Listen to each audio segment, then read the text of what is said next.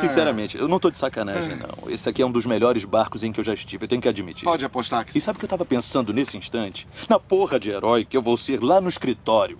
Quando a agência tomar essa porra de barco, porque é sério, com a mais plena certeza, Jonathan, eu vou tomar ele.